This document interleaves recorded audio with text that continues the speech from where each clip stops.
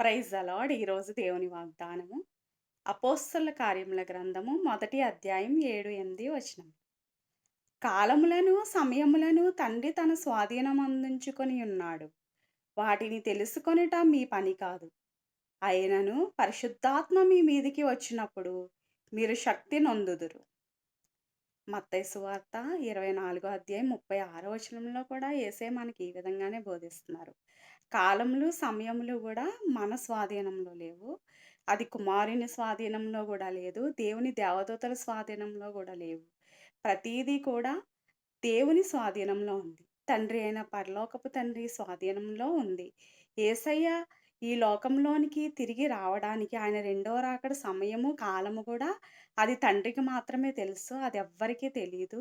కాబట్టి మనందరము గూడా దేవుని రెండో రాకడ కొరకు సిద్ధపరచబడి, మనందరం కూడా ఎప్పటికప్పుడు మనల్ని మనం పరిశుద్ధపరచుకుంటూ, మనం సిద్ధపరచుకుంటూ, మన మనసుని దేవునికి మనము ఎల్లప్పుడూ గూడా అర్పించుకుంటూ ఉంటే గనక, దేవుణ్ణి మనందరము గూడా సంతోషంగా ఎదుర్కొంటాము.